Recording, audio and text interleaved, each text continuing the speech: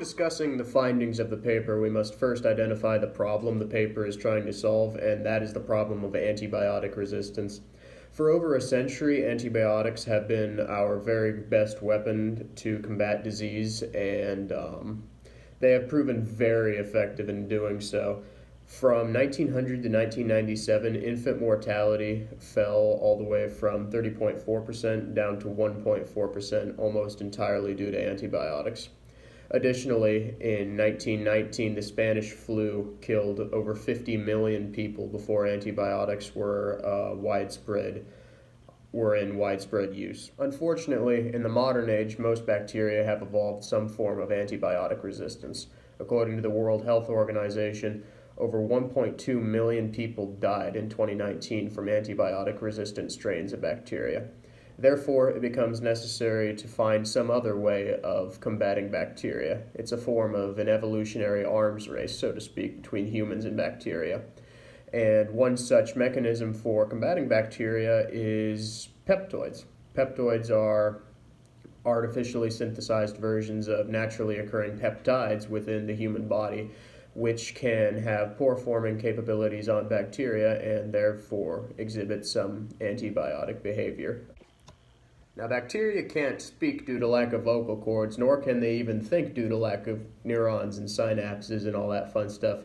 But if they could, I imagine that the antibiotic-resistant strains would sound something like, "Long last, I have reached the point that I have sought. At long last, the weapons of man shall fail once more, and I shall reach the heights that I have sought. The visage of man shall melt away in horror at the realization of what I have accomplished. Once more, I shall reign supreme."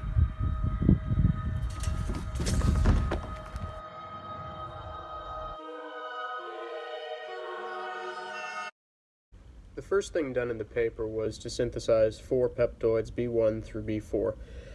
B1 through B3 exhibited roughly the same antimicrobial behavior, but B4 exhibited greater efficacy across the board.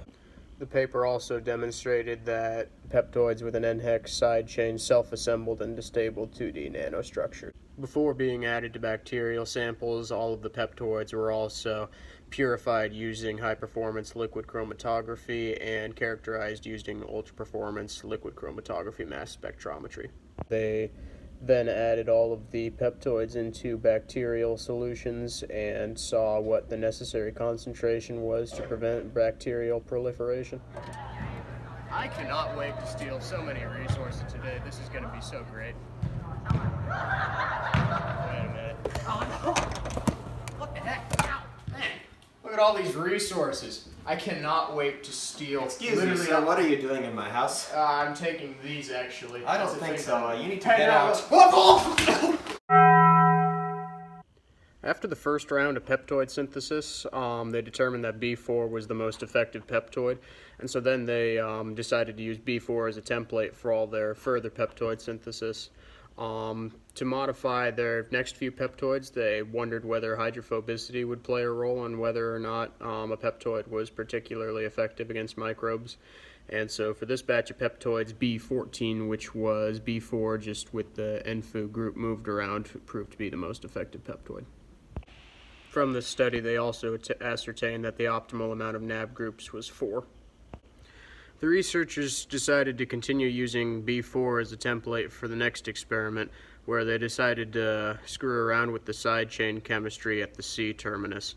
The most effective peptoid synthesized using this method was B26, which was the side chain with just 4 carbons directly attached. So I says to her, "Neutrophil, I barely even know her." What's up, losers? I'm gonna steal all your resources. Square up. You talking to me? Yeah, I'm talking to you. Let's go, let's go.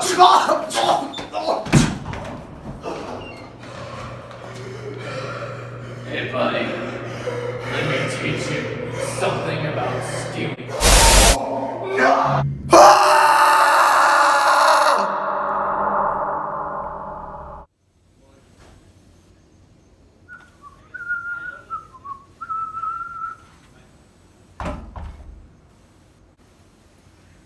Hi guys, so listen, I didn't actually mean to go here. I'm really sorry about this. I'll be leaving now.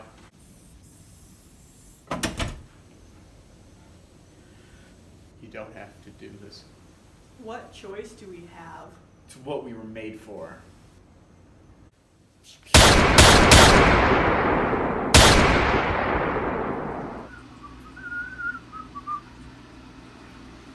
No, wait, no, hey, listen, I'm sorry, please, I'm just leaving. Parasites are not worthy of mercy.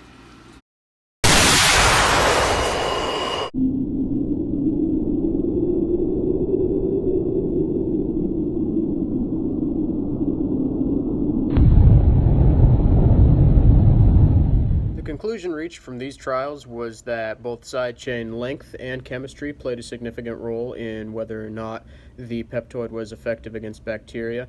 The conclusion they reached was that side chains of medium length were particularly effective against bacteria, which, checks out because B26 was the most effective antimicrobial peptoid. The researchers also did a hemolytic study on red blood cells to determine whether or not these peptoids would result in the destruction of red blood cells, which would kind of defeat the whole purpose of them being antimicrobial. Fortunately, many of them did not have a very prominent effect on red blood cells, and they demonstrated the data by doing a ratio between the efficacy on bacterial cells and on red blood cells. There is one peptoid, however, that does just so happen to be pretty good at killing red blood cells in comparison to bacteria. Wow, I'm just vibing in my house. This is great and wonderful and lovely. Hi, I'm Pseudomonas aeruginosa. I'm gonna steal all your stuff now, loser. No. Hello, police! Someone's robbing me! Help! Well, that was easy.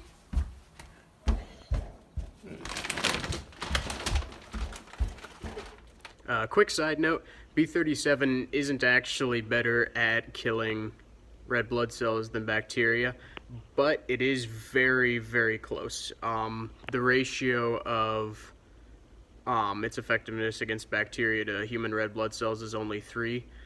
So for all intents and purposes, it kills red blood cells better than bacteria because of just how ineffective it is. Hey! Give me all your resources! But not for me! The conclusions from the hemolytic study stated that in order for a peptoid to be both viable against bacteria and not kill human red blood cells, they need to have polar side chain chemistries and also have a high number of NME groups.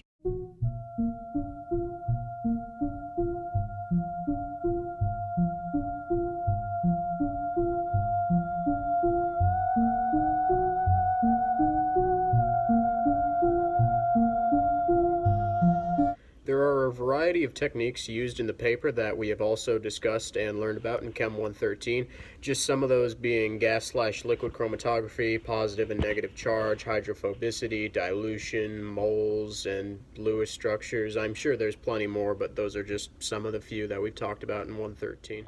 In terms of my thoughts on the results of this study, I think that the initial prospects are incredibly promising. Antimicrobial peptoids could be an excellent method for combating bacteria in the future. Obviously, we're not at that stage yet, but this is certainly laying the groundwork for it.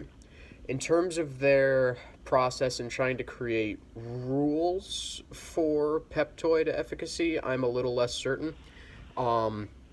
Just by the sheer nature of peptoids on their own, there are a truly tremendous amount of possible structures, side chain variability, NAB group number, just incredible variability in the number of in the type of molecule you can have.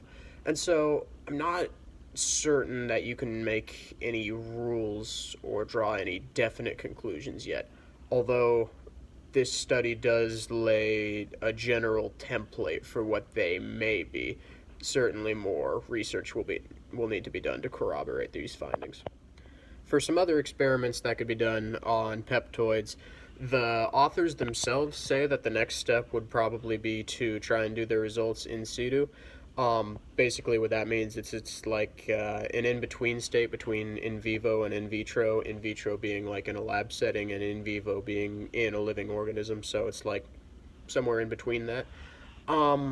Personally, I'm not sure I'd go that direction. I kind of made that clear with my last segment, but I think they really need to explore the variability in the peptoids more before they take that path, and I think using other peptoids besides B4 as a template would probably be a good step in that direction.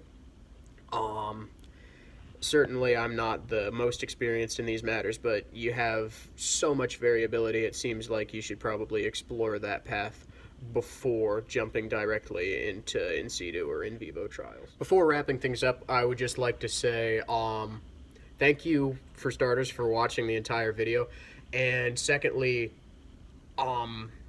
I probably messed up somewhere. It's just the nature of how it is. I'm a freshman undergrad student, so for anyone watching, if you noticed an error or if you are aware of something that I've done wrong, please leave comments or anything just like describing what I've messed up, and I will try to record like a correction list in the pinned comments.